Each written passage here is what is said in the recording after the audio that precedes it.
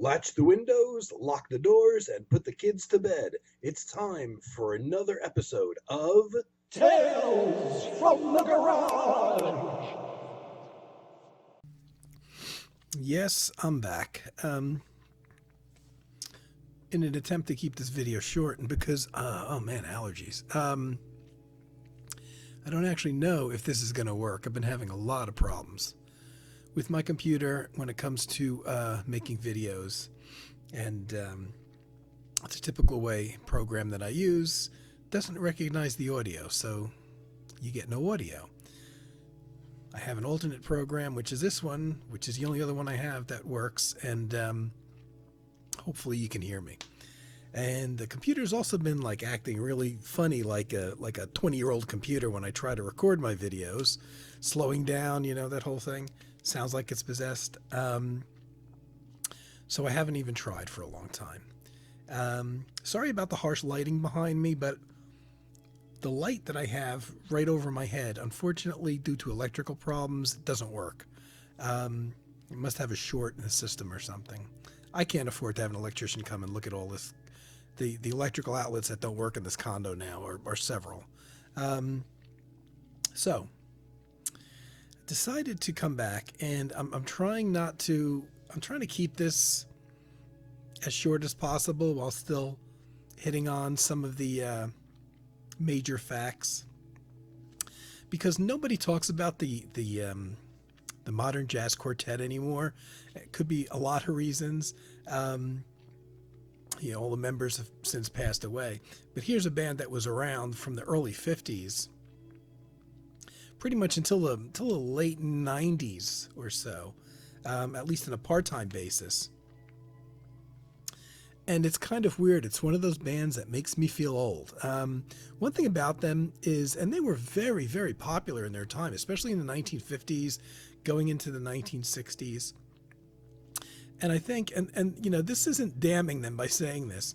I think the problem maybe is their music is very low-key and very conservative. A band initially based around the vibraphone player Milt Jackson, John Lewis the piano player, and Percy Heath on bass, and their original drummer was Kenny Clark. And they were a low-key kind of, bebop and blues-oriented band, but pianist John Lewis was always interested in classical music and always interested in melding classical music with jazz. So, and he was the primary composer for the group. So pretty much most, if not all, of the compositions he wrote for the band had a very heavy classical influence to them, and low-key classical music, and which meant that in a lot of cases there wasn't a whole lot of improvisation in the many pieces that he wrote for the band, and also the fact that they didn't have a horn or major soloist, so it meant that the music tended to be very quiet. And because of that classical influence, maybe a bit on the conservative side. So the hardcore beboppers may not have been fans.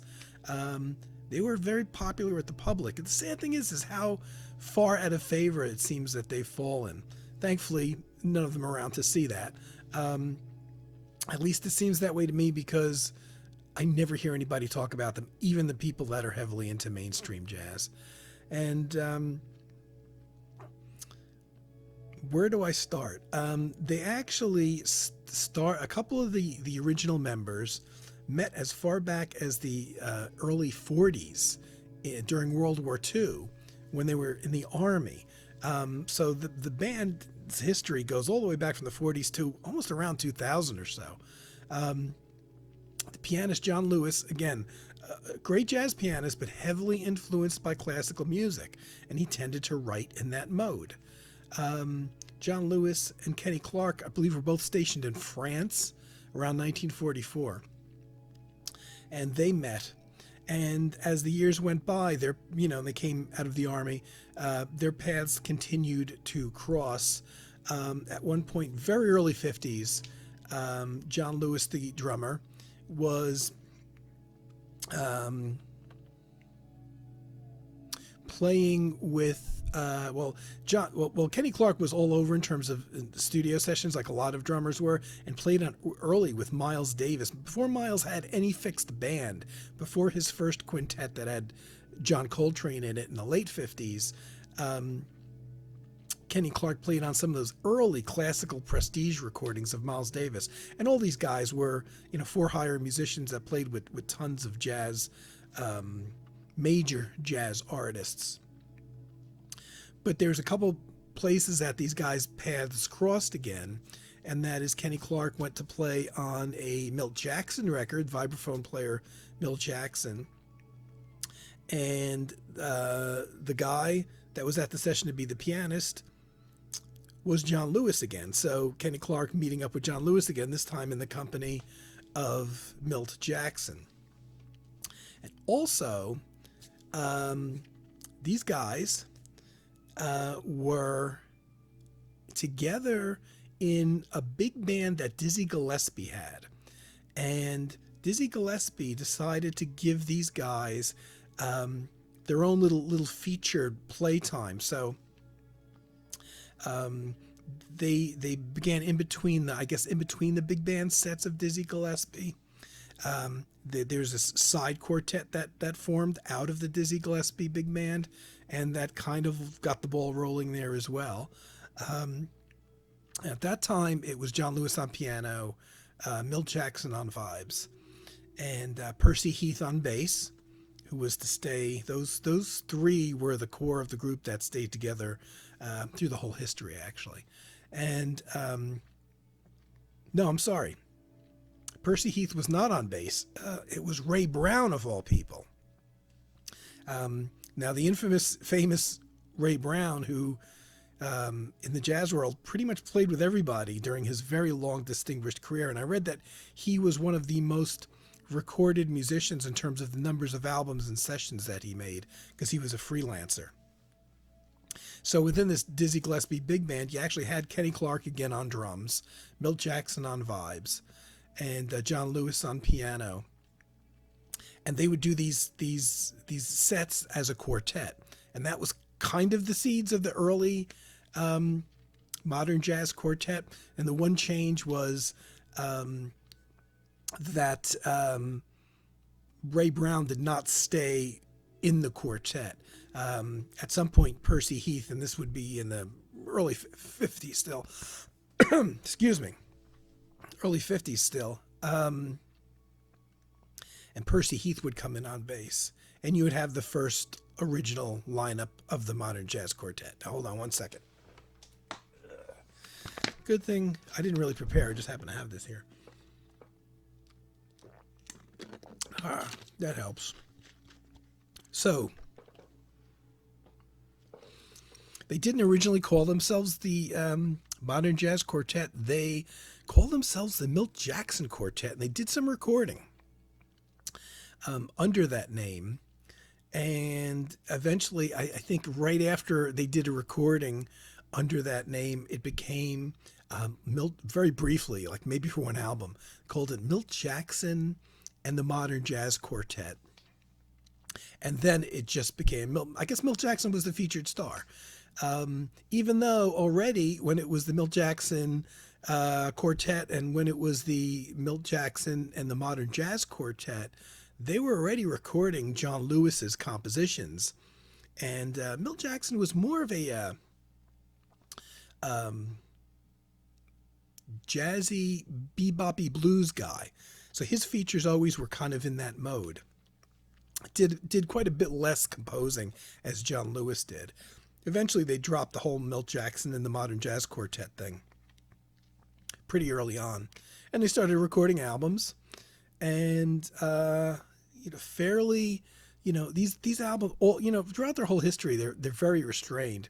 One of the reasons being they don't have a horn instrument up front. So a lot of this music could be put on as background music if you're so inclined to not listen to it, at a polite dinner party, and there'd be no honking horns or, no trumpets or saxophones or anything in general in the band.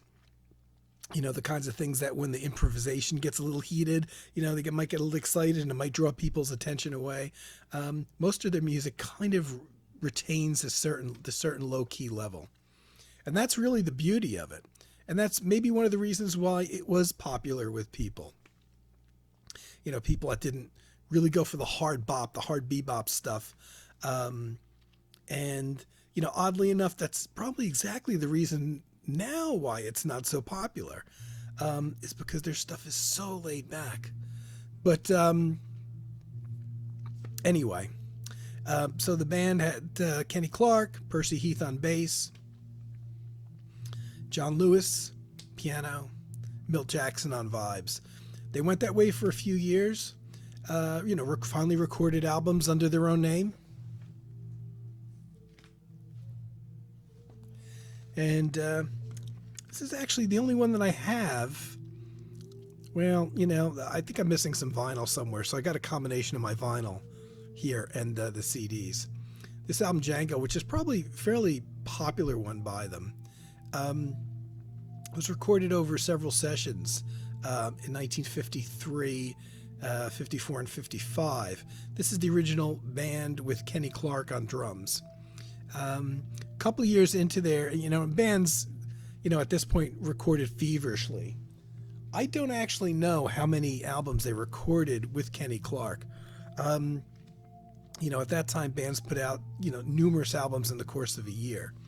But Kenny Clark decided, for whatever reasons, he wanted to leave. Now one of the things that he was big on, you know, Kenny Clark, by 1956, he went over to live in Europe, in France, and I believe he stayed there his entire career. At one point, maybe in the late period of his life, I had read that he briefly came back in 1979 to do some teaching as a music teacher at the University of Pittsburgh.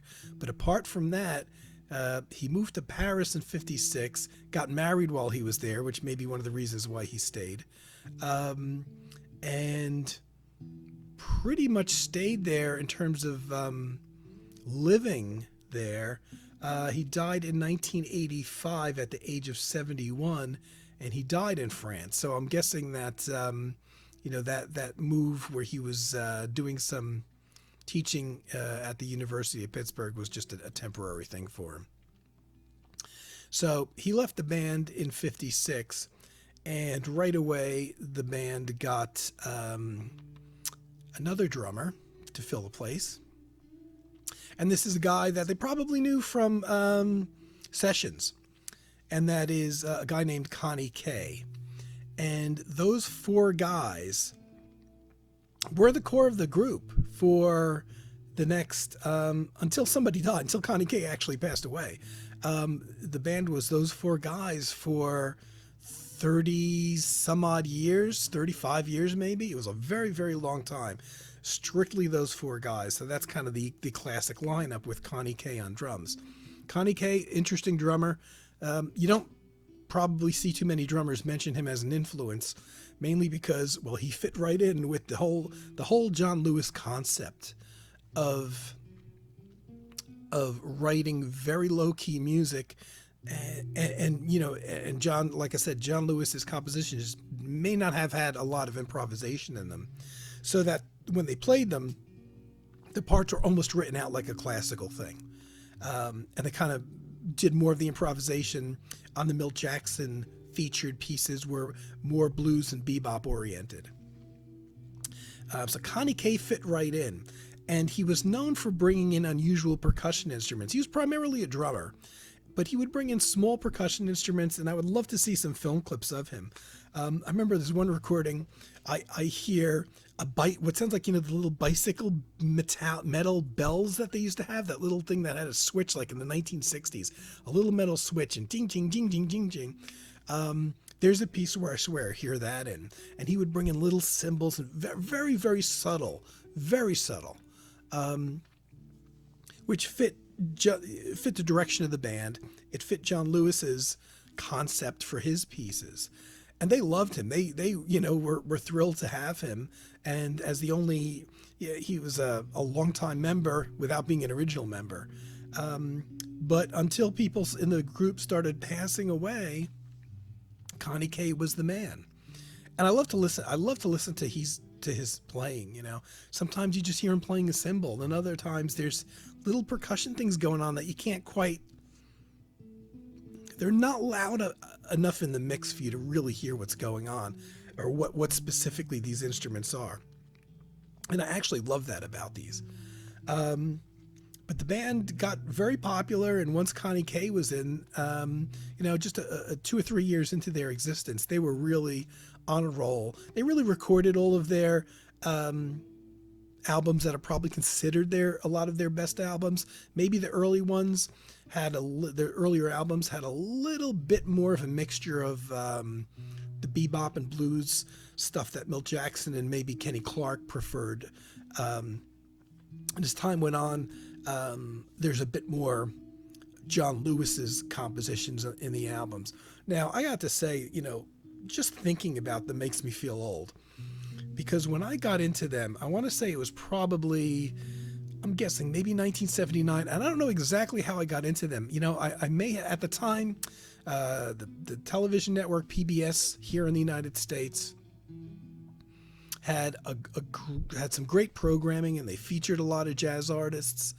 And it could have been that I saw them there. It could have been just from some early Miles Davis albums I bought. Had actually all of the members played with Miles Davis at one point, except maybe Connie Kay. Not sure if Connie Kay did, but I know Kenny Clarke did. As well as Percy Heath played a lot with Miles, and John Lewis and Milt Jackson as well. So it could have been kind of like I got into them as an offshoot of Miles' stuff. I'm not sure. But they, but all of them were alive at the time that I got into them, including Kenny Clarke, who was off in Paris. So it's actually become hard for me to listen to. They're one of these artists that I got into when the guys were still alive, and subsequently all of them have passed away. And even in some cases they did record at Rudy Van Gelder's studio. Even Rudy has passed away now. And for some reason, it's very hard for me to listen to them a lot of the time because of that. Had I gotten into them when they were all passed, then it wouldn't have made a difference. But they were an active band when I got into them. Or they were just, let me see. No, they were actually in this brief 5 or 6 year period where they actually had broken up temporarily. But I'll get to that. One of the and just about the main reason why I really wanted to do this video was I wanted to try to turn people on to this. Oh, by the way, I'm putting some of the really important albums of theirs that I'm talking about, I went and found on YouTube.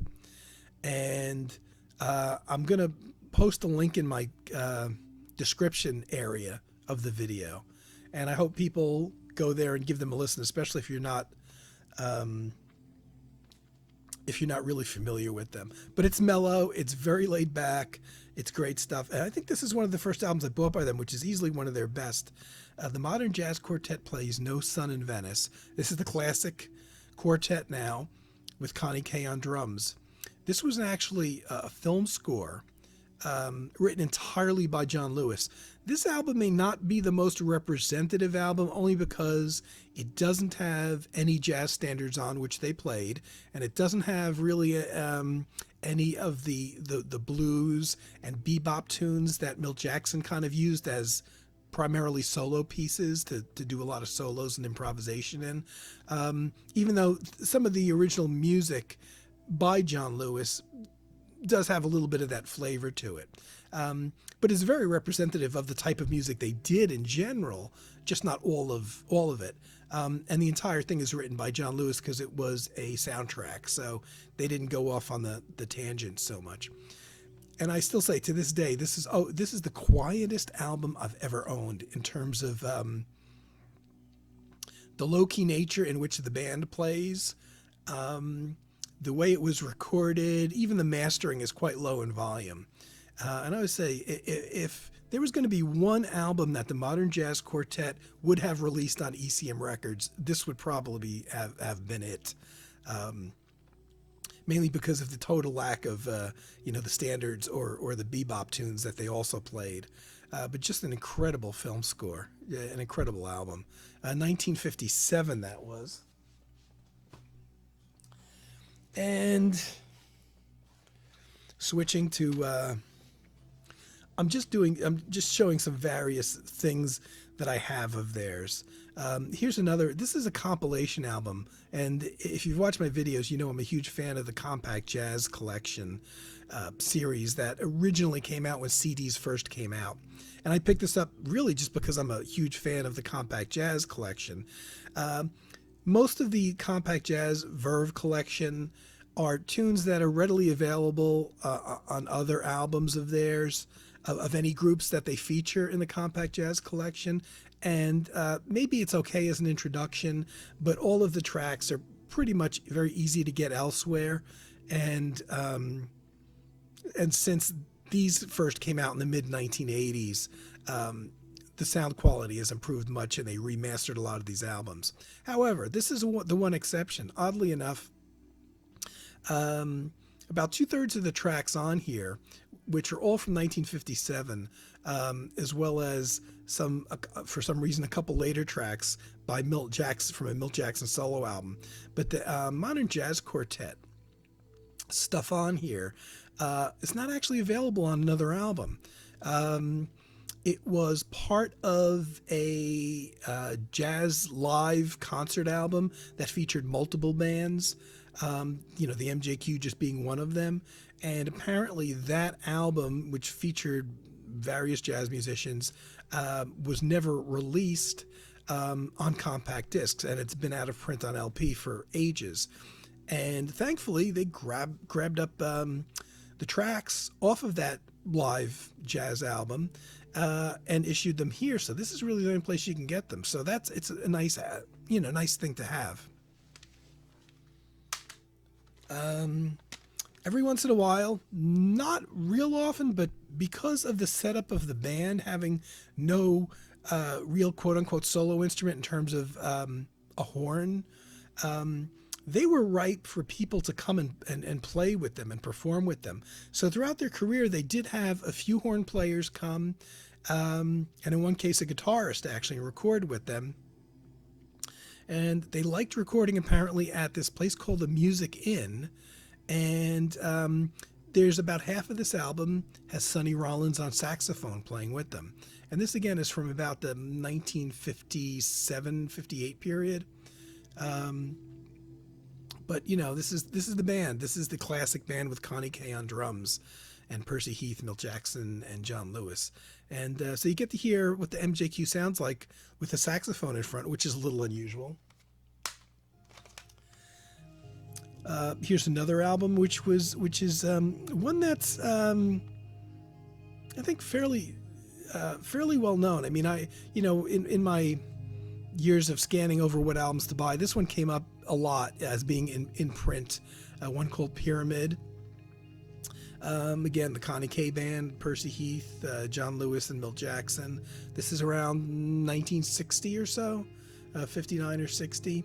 And in addition to the John Lewis compositions, they've always done, for the most part, a lot of standards. They do How High the Moon, It Don't Mean a Thing If It Ain't Got That Swing. I think I bought this one, it's like there's so many albums out there, especially from this particular period. I don't know where to go to next. I'm going to go a little bit out of sequence. They continued recording, in the 60s and the 70s. Here's a live album from 71. What can I say about it? There's the usual mix of a lot of John Lewis originals and, some blues for Milt Jackson to solo over. And standards, Willow Weep for Me are on here. This one I came across, it's on a really weird label, that I never even heard of before. And it's one of those things that I snapped up just because I had a feeling it wasn't going to be that easy to get in the future. That's from 71. Another interesting collaboration that they did, and this is the only one that I don't have yet on CD. Around 1966 was the Modern Jazz Quartet with Laurindo Almeida, who was a Brazilian guitarist. I'm pretty sure he's from Brazil. Emigrated to the U.S. Did a lot of work in the studios, in the movie studios, in California. Was a member of the LA4, and strictly a nylon string guitarist. And it's nice. I just wish this one had been maybe a little bit better recorded in terms of the depth of the classical guitar. But and in a couple tracks, you don't even really hear him. He's not soloing, and he's buried in the mix, kind of. But overall, this is a really, really nice album from '66, and maybe a little bit. It kind of went out of print on CD. And it's got John Lewis pieces, on here. It's got Concerto de Aranjuez on here, nice version of that. 11 minutes 45-second version of that. An Antonio Carlos Jobim track, one note samba, and a Bach track. So they rearranged a Bach track in their own jazzy way. No big surprise if you know John Lewis, the piano player, if you know his kind of background and his love for Bach and classical music. Then,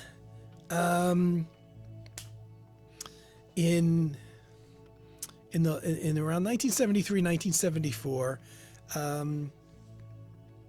Milt Jackson was not happy so much. I don't think problems within the band, but rather that he didn't feel necessarily that the band was commanding the respect and type of money that it should. And especially in the light of, at that time, rock and roll had really taken over, and a lot of these lesser musicians were making a ton of money, and here's the MJQ with these fantastic musicians and this long established career, at that point 20 years worth.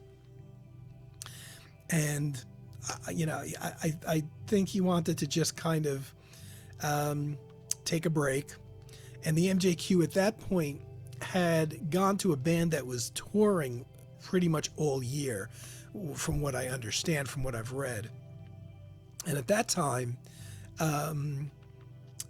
they, prior to this heavy touring period where it went all year, they usually took the summers off, from what I read.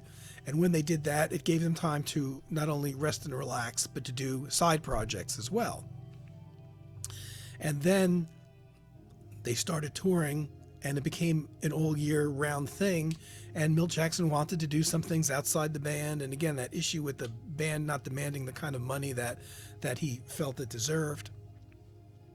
And he decided to opt out, and the band split up, and they planned a farewell concert. Now, this farewell concert, thankfully, in New York, was recorded. This is 1974. And it came out. This is one of the first albums I ever got from them. Maybe like the second album I bought, on a double LP set called The Last Concert. This is from 1974. This is, one of those, 3 albums of theirs I would probably recommend as a great starting point, along with the No Sun in Venice movie soundtrack, which is really, like I said, quiet stuff. So they gathered this from this one performance in Avery, I think it was Avery Fisher Hall in New York. They compiled this 2-album set, which, now I have this on CD. I haven't actually listened to this on the CD or the album for quite a while. I listened online on YouTube. Now, I don't know with the compression that YouTube uses, how representative that really is of the music. But like I said, I'm putting links on this video, and this album is one of them that you can hear. And a little while after that album came out, there was more tracks than they could fit on a double vinyl. They came out with a single album called More from the Last Concert, which was the rest of the tracks. And actually, some of my favorite tracks are on here. It seems like on the original double vinyl, they left off a little bit more of the maybe more esoteric John Lewis tracks. And he was certainly represented by a lot of other tracks on the double, so maybe that's why they left them off.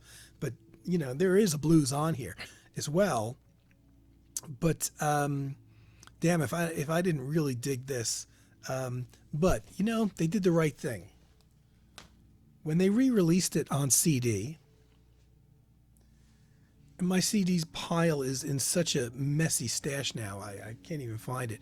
When they re-released it on CD, they put all 3 albums together on a double CD. So you actually, on the CD version of The Last Concert from 1974, they have all the material from that was played that night, which is all the material from all 3 LPs that were put out on a 2 CD set. And to me, that was the first or second album by them I got. Thankfully, the band got back together. About 6 years later, in 1981, they started again playing the occasional concert together, and within a couple years, all 4 of those guys with Connie Kay on drums and Milt Jackson and John Lewis and Percy Heath on bass were back to being active again as the Modern Jazz Quartet. So they had a good 6 years or so off. They were definitely older gentlemen by the time they got back together. You have to realize at that time, when I first got into them, I didn't even know that they had broken up until I bought the album, because, we didn't have the internet back then. And unless you found an article in a jazz magazine, you didn't know anything about the artists. You didn't even know half the time if they were alive. You'd find out 5 years later that somebody died that you were into, unless there was an article in a jazz magazine like Downbeat written about them. And of course, when I got into these musicians, I also had no idea how old any of these guys were. All I could figure out was, well, I got an album from them from the early 50s or an album from them from the late 40s in some cases. So they must be fairly old, when I was getting into them in the 70s. But there was a lot of figuring out that had to be done. And very rarely did you get to see these guys on TV, and even then, could you tell how old somebody is? Anyway, so as of the early '80s, the band with Connie Kay and company there were back doing their things, recording albums, playing live albums, up until '92, and that's when things, when life started catching up with them. Drummer Connie Kay had a stroke, unfortunately. And while he was in recovery, the band, I think the band they may have halted for a while, and moved on with a guy named Mickey Roker who played with them for a while. And I seem to recall seeing them on TV with Mickey Roker or something at one point. I knew it was after Connie Kay had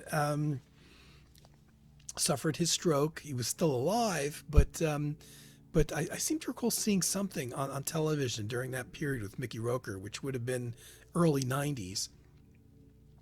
And unfortunately, Connie Kay did not really ever recover from his stroke. And the last album he recorded with the band was actually called something MJQ and Friends, a 40th anniversary celebration, which was recorded over a period of a couple of years, 92 and 93. Connie Kay played on just a little bit of the album, from what I understand. I don't have that. Unfortunately, he had the stroke, and then they recorded, continued to record the rest of the album, I believe, with Mickey Rourke playing the drums on there. So Kay died in 1994, and at that point the band kind of became more of a part-time thing. And however, one of the band's best albums, I think, at least from what I've heard, now I'm not an expert and I haven't heard most of their music, there's a story inside the CD package, which unfortunately I didn't reread now, but from what I remember is pianist John Lewis, in his home had bunches of reel-to-reel tapes of live performances of the band over the years that had not been published ever as albums. And one day, I guess it was after, not long after Connie Kay's passing, he pulled one off the shelf, which was a live concert in 1960, so really in the band's early prime. And he heard it and he said, this is one of the best things I think we've ever done. And it was professionally recorded and it had never come out. So in 1995, which was about a year or so after Connie Kay passed away, 1995, there's actually John Lewis's liner notes were written in February of 95, came out with this double album set, one of those, the fat packs that my buddy Carm was just talking about, the old-fashioned thick double CD sets. This is one of them, called Dedicated to Connie. And this was almost just under 2 hours of a 1960 concert in Slovenia, of all places. Apparently the MJQ, I think, due to their heavy classical side to them, was probably very popular in Europe.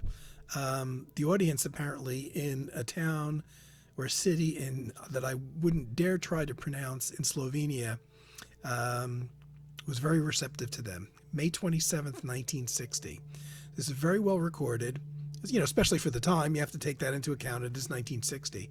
And the way John Lewis wrote about the quality of the concerts, that it seems like he was amazed that they hadn't released it at the time. But it was nice to have it, kind of after the fact. The band continued on a bit.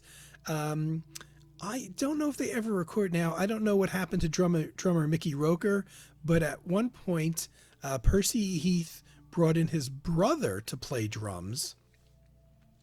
But I don't know. Albert Heath, in 95, became the band's percussionist. And I don't know at that point if they did any recordings of albums. Probably not studio albums. There must be something live from them at that point. I guess that Albert Heath was in the group. That, to me, that would be very interesting to hear, because Albert Heath has more of an established bebop active drum style than somebody like Connie Kay. So I might have to look into that to see if I can find a recording with Albert Heath. But it was kind of short-lived, about 2 years, because bassist Percy Heath, and none of these guys were getting any younger, became tired of touring in 97, which was just 2 years after that. And the band kind of stopped in 97. Unfortunately, Milt Jackson died in 99, in October of 1999, followed by John Lewis in 2001, and followed by Percy Heath in April 2005. So Percy Heath had a fairly nice long life. Apart from that, I don't actually have any John Lewis solo albums, but really, he's one of those guys that he wrote so much for the Modern Jazz Quartet. I think that was his preferred setting, actually. I do have quite a handful of Milt Jackson's solo things. Here's one that I bought from 1958, doing a lot of his blues and bebop tunes. Interestingly, even though this is not an MJQ record, John Lewis doesn't play on it. Milt plays Afternoon in Paris, which is a John Lewis composition. So there certainly wasn't hard feelings between them, as well as a blues that Milt Jackson wrote. And interestingly enough, Paul Chambers is on bass here, and Connie Kay is on drums. So Milt also had no problem with Connie Kay, because he was very much in the MJQ at the time that this was recorded. During that period after 1974, when the band ceased to exist for about 6 years, Milt Jackson started recording for CTI, believe it or not. Now, CTI, if you're familiar with the label, was a much more commercially bent kind of jazz oriented thing, with a lot more. There was a lot of arranged albums in terms of, big arrangements, string ensembles, big horn ensembles. Bring Don Sebesky. Don Sebesky was like writing, daily for the artists that recorded on CTA, writing these large charts for strings and horn sections. And he does that on these. Milt Jackson recorded 3 albums in the 70s, in the mid to late 70s for CTI.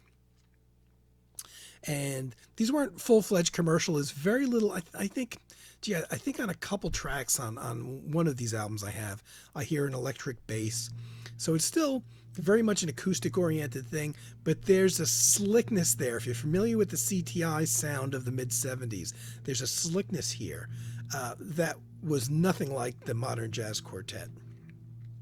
And there is some electric guitar from Jay Berliner on here. Ron Carter plays upright bass. Interestingly, Billy Cobham on drums. It's not a fusion album at all, but there are some, in a couple occasions, a couple pop tunes arranged in a jazzy way. Again, there's, strings and horns and things like that, charts on these. People Make the World Go Round, so there's a pop song on here. And that kind of thing. So it was a slightly slicker, more commercial vibe, but I actually love these Milt Jackson albums. I gotta tell you, they're easily among the favorite things I've ever heard on CTI. He did 3 of them. I only have 2 of them because one of them is very hard to get and out of print. And here's another one he recorded, I think basically 3 albums a year apart for CTI before he went on to another label. But here's another one with Hubert Laws on flute, Ron Carter again on bass, and Steve Gadd on drums. Again, slightly slicker. There's still the blues type of bebop things that Milt Jackson is known for, and tracks by Horace Silver and people like that. But it's done in a slightly slicker way, though. The albums that Milt Jackson recorded for CTI are definitely among the most straight ahead jazz things that CTI did. There wasn't a whole lot of real commercialized funk and stuff like that in them. And my last album here that I'm going to show, there is a story behind this. Here's one. I believe there's no I couldn't find a recording date on this, but the release date was 1993. So this would have been while the MJQ was again active after their that 6-year period from about late 74 to about 81, when they didn't play any gigs at all. So this one appears to be from 93. This is I'm not sure. It's Warner Brothers Records, but I think it's a subsidiary of them. This is a lot more straight ahead. Even though he does stuff like This Masquerade, which George Benson popularized. And unfortunately, I thought I knew who played on this, but I'd have to dig out the booklet. The one thing that stood out to me, and this has probably happened to all of us at some point, when I found this album, I wasn't even looking for it. And I love this album, but I was in one of those kind of ugly warehouse stores that just sell budget crap, but they sell everything. They sell, you can buy tools cheap there, and maybe they're cheap tools that fall apart after a few uses, but if you're like me and you pick up one hammer every 8 years, it's good enough. So there's this huge department store and a warehouse store, and they sell really awful cheap children's toys, nothing fancy, not like video game systems or anything like that. Very crappy build-it-yourself furniture, which would probably fall apart the second you sat on it, kind of thing. So you have to really watch, clothes. You have to watch what you buy in those. But for me, and probably for a lot of musical nuts, the first thing you look for is you look to see if there's a section where they have media, DVDs, VHS back in the day or whatever. And I found a little music display that they had cheap CDs in. Now, these weren't arranged in any kind of order. Even genre, rock was mixed in with country and blues and jazz, whatever the hell, they just wasn't arranged alphabetically, just throw it in. So you have to be a fan to even bother to go through this. So I'm looking through it and I find a few jazz things and I'm like, oh, I'm going to pick this up. And I see this Milt Jackson Reverence and Compassion thing. And I look at the back to see what songs are on here, and it's, this Masquerade, which I know is. And I noticed a tune called Cedar Lane. Cedar Lane. And I had a funny feeling about it. There's a Cedar Lane very close to my house, about 5 minutes away from where I grew up and where I lived at the time, in a town called Teaneck. And Cedar Lane is the main drag through town. It's the main street of town. Movie theater, little, businesses, like a chocolate shop. There used to be a record store there, a lot of restaurants. And it still does fairly well, considering how empty the main streets have become. I don't think there's any empty stores on Cedar Lane. There's like a CVS there, medical supply, but there's also like a couple apartment complexes and stuff like that. Apparently, there's enough business there to, people that live right around there and right behind the main street, and even in some cases right on the main street, to keep these businesses going. And I just had a funny feeling now, Milt Jackson is not from this area. I think he's from the Midwest initially. I know he's not from either coast. He's not from the New Jersey, New York area, and he's not from LA. I had a funny feeling. I couldn't wait to get this home, to open it up. And sure enough, the Cedar Lane that is being referred to is the town in Teaneck. Well, unfortunately, I bought this shortly after Milt Jackson died.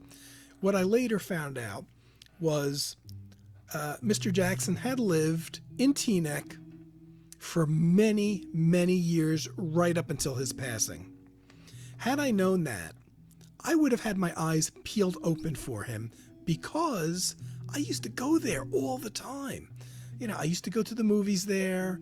I shopped at stores there. At one point, there was an independent record store that I used to go to. Had I known he lived there, I would have kept my eyes open. I could have walked right past the guy. So that's my story of that album. Never knew I would do anything close to even 20 minutes, and here I am 47 minutes in. Sorry. But I haven't done a video for a while. Don't feel like you have to watch this. I'm not even sure, assuming that this one has recorded properly, I'm not even sure what my future is for making videos like this. I'll continue to make music and post it up. But I don't know, the subject matter of the videos, I'm kind of running out.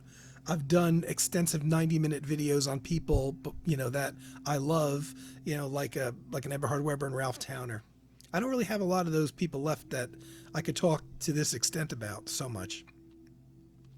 So I may be coming back and talking more personal things in terms of music, like my personal relationship with an album. And if anybody has any questions they would like me to address about anything, especially musical anything, but just about anything, I'll definitely take that into account and incorporate that into my videos, as long as it's reasonable question. So, I'm going in maybe a different direction as far as my personal videos go, but still focusing on music. And I'll continue to post up my own music here. Thanks for watching. If you made it this far, I'm sorry for the length, but I should be back. So take care, everybody.